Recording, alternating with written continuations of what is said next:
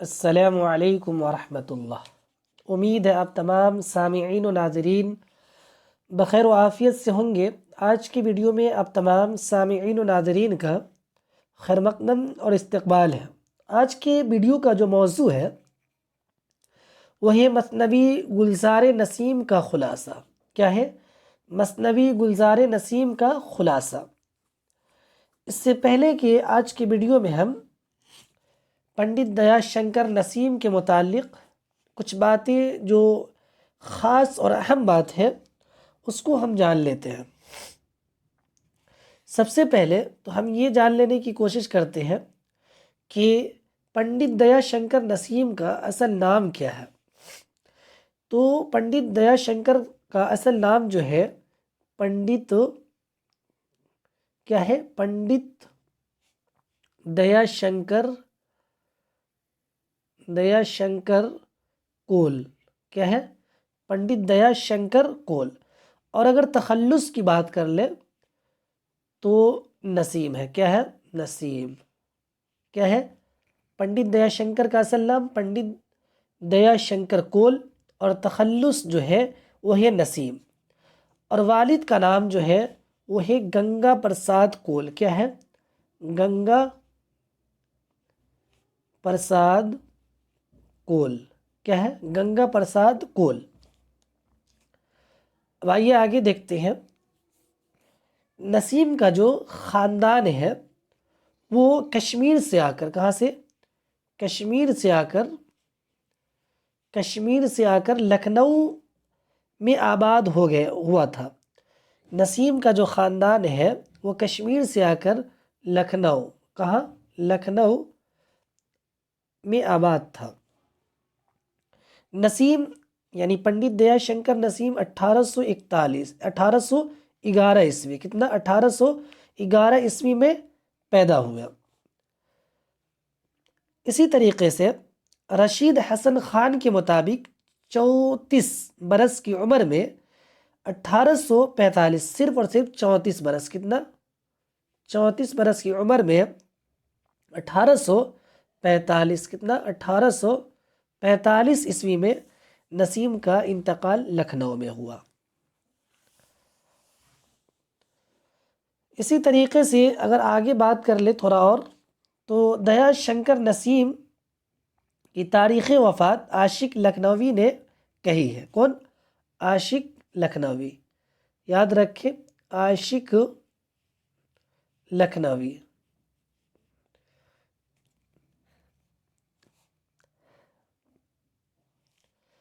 اور اگر ان کے استاذ کا نام کے بارے میں جان لیں تو نسیم نے 20 سال کی عمر میں، محض کتنا؟ 20 سال کی عمر میں شاعری شروع کی اور خواجہ حیدر علی آتش، کیا؟ خواجہ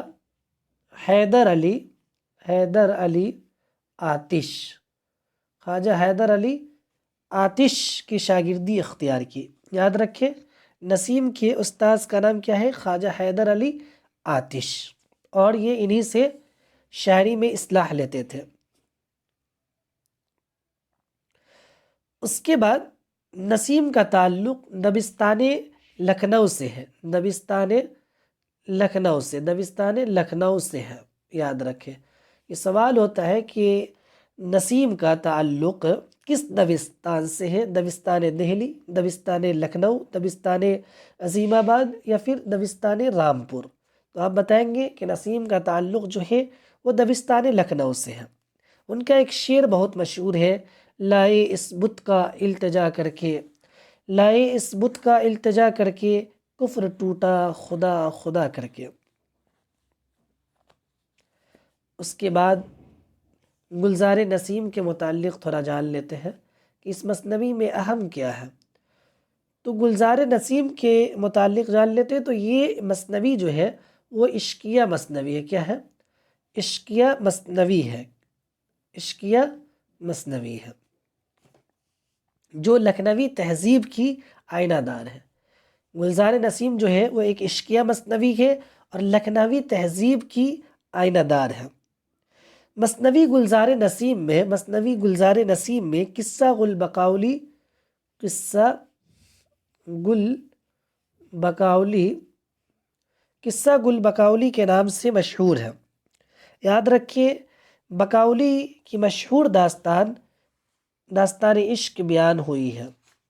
مثنوی گلزار نسیم میں گل بکاولی کی مشہور داستان عشق بیان ہوئی ہے۔ اسی طریقے سے اگر ہم بات کر لیں تھوڑا اور، تو مثنوی گلزار نسیم پہلی بار 1844 میں شائع ہوئی تھی۔ کتنا؟ 1844 میں شائع ہوئی تھی۔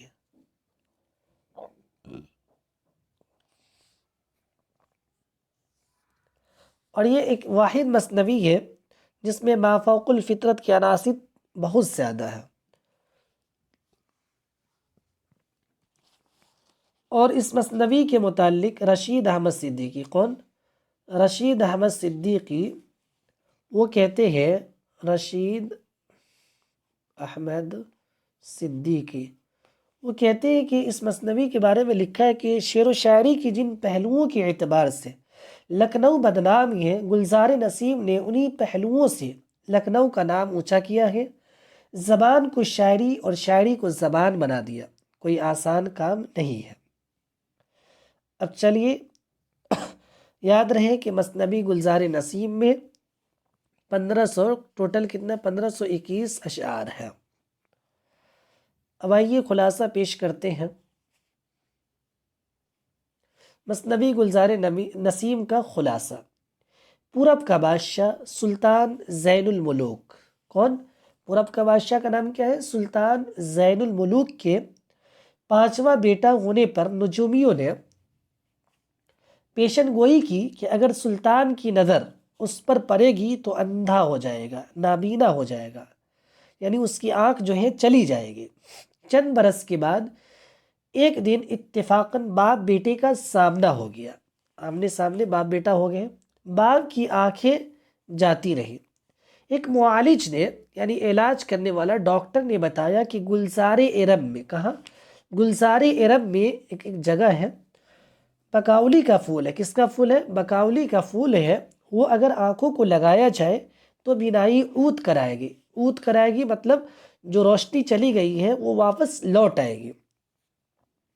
چاروں شہزادے جو ان کے بیٹے تھے، چاروں شہزادے گل بکاولی کی تلاش کو نکلے اور پہلی ہی منزل پر دلبر بیشوا، یاد رکھے دلبر بیشوا سے چوسر کا کھیل ہار گئے اور اس نے انہیں قید میں ڈال دیا۔ 5ویں بیٹے یعنی تاج الملوک، کون؟ تاج الملوک، 5ویں بیٹے کا نام کیا ہے؟ تاج الملوک نے دلبر بیسوا کی ہوشیاری سمجھ لی اور آستین میں نیولا چھپا لیا، چھپا کر اسے جوئے میں مات دے دی، یعنی ہرا دی۔ پھر دوسری منزل پر ایک دیو سے مقابلہ ہوا، مقابلہ کر کے اسے بھی رام کیا، یعنی ہرا دیا۔ دیو کی چھوٹی بہن ہمالا دیونی مددگار ثابت ہوئی۔ اس کی بنائی ہوئی سرنگ کے ذریعے تاج الملوک گلزار ارم میں پہنچا اور گل بکاولی کو توڑنے میں کامیاب ہو گیا۔ وطن کو لوٹتے ہوئے تاج الملوک کے بڑے بھائیوں سے مٹبھیر ہو گئی، یعنی آپس میں ہی لڑائی ہوگی۔ تو انہوں نے دھوکے اور فریب سے، یعنی دھوکہ اور مکاری سے فریب دے کر بکاولی کا پھول تاج الملوک سے چھین لیا۔ انتہائی غلط بات۔ کس سے چھین لیا اس کے بڑے بھائی نے؟ تاج الملوک سے، جو 5واں بیٹا ہے۔ پھول سلطان کی آنکھوں کو لگایا گیا، بادشاہ کی آنکھوں کو لگایا گیا، جس سے اس کی کھوئی ہوئی بینائی واپس آ گئی۔ ادھر جب بکاولی نے گلزار ارم سے اپنے پھول کو غائب پایا تو بہت سٹ پٹائی، یعنی بہت تکلیف ہوئی، بہت پریشان ہوئی۔ چور کی تلاش میں وہ سراغ لگاتے لگاتے سلطان کے دربار تک پہنچی اور مرد کی صورت اختیار کر کے فرخ ابن فیروز، یاد رکھے فرخ ابن فیروز کے نام سے، وہ جو پڑی تھی، وہ فرخ ابن فیروز کے نام سے اس کی وزیر بن گئی، بادشاہ کی وزیر بن گئی۔ پھول ہاتھ سے نکل جانے کے بعد تاج الملوک شہر کے قریب جادو کے زور سے گلشن نگاری بنا کے رہنے لگا، لیکن یہ راز زیادہ مدت تک پوشیدہ نہ رہا، زیادہ مدت تک یہ چھپا نہ رہا۔ آگے دیکھیے کیا ہوتا ہے۔ بقاؤلی کو بھی پتہ چل گیا کہ اصل چور تاج الملوک ہے۔ اصل چور کون ہے؟ اصل چور تاج الملوک ہے۔ حالانکہ صحیح بات ہے، اصل چور تو تاج الملوک ہے، لیکن ان کے بھائیوں نے انہیں فریب دے کر، دغا دے کر اور چل بازی کر کے ان سے وہ پھول لے لیا اور بادشاہ کی آنکھ میں لگا دیا۔ وہ اس کی شجاعت، دلیری اور مردانگی کی قائل تو تھی ہی، پہلی ملاقات میں دل ہار گئی۔ عشق کی ابتدا ہوئی اور دونوں ساتھ ساتھ گلزار عرب میں، کہاں؟ گلزار عرب میں داد عیش دینے لگے۔ بقاؤلی کی ماں جمیلہ پری، بقاؤلی کی جو ماں ہے وہ ہے جمیلہ پری، کو یہ احوال معلوم ہوئے تو اس نے بقاؤلی کو قید کر دیا۔ اس کو بقاؤلی کو قید کر دیا اور تاج الملوک کو طلسم کے جنگل میں پھینکوا دیا۔ طلسم ایک جنگل کا نام ہے، اس میں کیا کیا؟ پھینکوا دیا۔ تاج الملوک نے تمام آفات کا، یعنی پریشانیوں کا، نہایت ہمت اور جرأت سے مقابلہ کیا اور طلسم سے رہائی حاصل کی۔ وہ جو جنگل ہے طلسم، اس سے رہائی حاصل کی، چھٹکارا حاصل کی۔ بالآخر بقاؤلی سے اس کا بیاہ ہوا اور دونوں گلشن نگارے میں آ کر مزے میں زندگی بسر کرنے لگے۔ در حقیقت بقاؤلی اندر لوک کی پری تھی۔ حقیقت میں بقاؤلی کہاں کی پری تھی؟ اندر لوک کی پری تھی۔ وہ ہر رات اڑ کر اندر لوک پہنچتی اور صبح تاج الملوک کی آنکھ کھلنے سے پہلے واپس آ جاتی۔ ایک رات تاج الملوک تاڑ گیا اور پکھاؤ جی بن کے تاج الملوک کی آنکھ کھلنے سے پہلے واپس آ جاتی۔ ایک رات تاج الملوک تاڑ گیا اور پکھاؤ جی بن کے بقاؤلی کی ہمراہ اندر لوک پہنچا۔ کہاں پہنچا؟ اندر لوک پہنچا۔ بقاؤلی نے اس رات اتنا عمدہ رقص کیا، ڈانس کیا کہ راجہ اندر نے بے اختیار اس کی منہ مانگی مراد پوری کرنے کا وعدہ کر لیا۔ بقاؤلی نے تاج الملوک کے ساتھ زندگی بسر کرنے کی اجازت چاہی، مگر اسے سنتے ہی راجہ کے غیظ و غضب کی انتہا نہ رہی۔ غصے سے بے قابو ہو گئے، چراغ پا ہو گئے اور بقاؤلی کو نصف پتھر بنا کر، یعنی آدھا جسم پتھر بنا کر مٹھ میں قید کر دیا۔ کچھ مدت بعد راجہ چترسین کی بیٹی چتراوت بھی تاج الملوک پر عاشق ہو گئی۔ اسے تاج الملوک کا روز روز مٹھ جانا اور بقاؤلی سے باتیں کرنا شاق گزرا۔ اس نے وہ مٹھ ہی کھدوا ڈالا۔ مٹھ کے انہدام کے بعد اس زمین میں سرسوں پیدا ہوئی۔ کیا پیدا ہوئی؟ سرسوں پیدا ہوئی،